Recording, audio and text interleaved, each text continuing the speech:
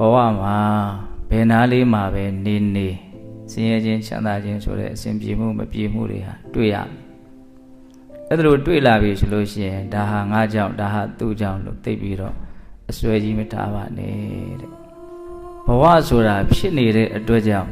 ဆင်းရဲခြင်းချမ်းသာခြင်းဆိုတာတွေ့ရတာတကယ်လို့ဘဝဖြစ်မနေဘူးဆိုလို့ရှိရင်ဆင်းရဲခြင်းချမ်းသာခြင်းဟာဘယ်လိုလုပ်ပြီးတော့တွေ့ရမှာတော့တဲ့အဲ့တော့ဘာပြောချင်တာတော့မြတ်စွာဘုရားကအစဉ်ပြေတာတွေပဲဖြစ်ဖြစ်အစဉ်မပြေတာတွေပဲဖြစ်ဖြစ်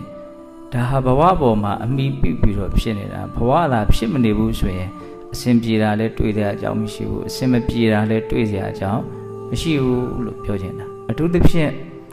ဘုန်းတို့စိတ်တိုင်းမကြတဲ့အကိစ္စတွေဆင်းရဲဒုက္ခတွေတွေ့လာပြီးကြုံလာပြီးဆိုလို့ရှိရင်ဒီဒေသနာလေးကိုတွေးမိတဲ့နဲ့ပေါ့နော်တကယ်အဓိကကြတဲ့ဆင်းရဲခြင်းရဲ့အဓိကကြတဲ့အကြောင်းတရားကဘဝဖြစ်နေလို့ပဲဟုတ်လားဘဝမချုပ်သမျှဆင်းရဲမချုပ်ဘူးဘဝဖြစ်နေသေးသမျှဆင်းရဲဖြစ်နေအောင်ပါဘဝနဲ့ဆင်းရဲဆိုတာတကယ်တမ်းကကွဲလို့ရတဲ့အရာမဟုတ်ဘူး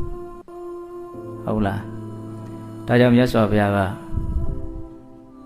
တရားဓမ္မတွေတချို့ဆိုနေတိုင်းတောင်ရွတ်နေမယ်လို့ထင်ပါတယ်ပရိစ္ဆေသမုပ္ပါအနုလောမဒေသနာအဝိဇ္ဇာပစ္စယသင်္ခါရအစချီပြီးတော့မြတ်စွာဘုရားဟောထားတဲ့ဒေသနာ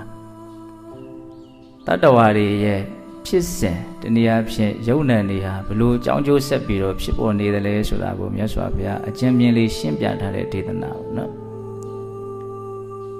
အဲ့ဒီဒေသနာရဲ့အဆုံးမှာဇာတိပစ္စယဇရာမရဏတောကပရိဒေဝဒုက္ခဒေါမနတုပါယတာတံမောတိရရနော်ဇာတိပစ္စယမွေးဖွားလာခြင်းဒီဟုသောအကြောင်းကြောင့်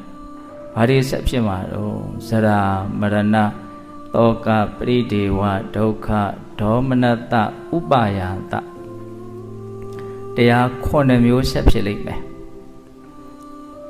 ဇာတိပစ္စယဇရာတဲ့ဇရာဆိုတာမပြောရတော့အိုဟောင်းတဲ့သဘောဆွေးမြေ့သွားတဲ့သဘော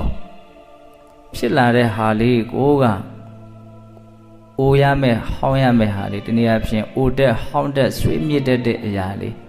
စဖြစ်တဲ့ကွာစား तू ကအိုခြင်းဟောင်းခြင်းနဲ့သွားတာဟုတ်လားပြီးတော့ဘာဖြစ်တော့ဆိုတော့မရဏပျက်စီးသွားတယ်ပျက်စီးတတ်တဲ့အရာလေးပျက်စီးမဲ့အရာလေးမုတ်ချပြက်ကိုပြက်မဲ့အရာလေးမို့ तू ကပြက်ရတာ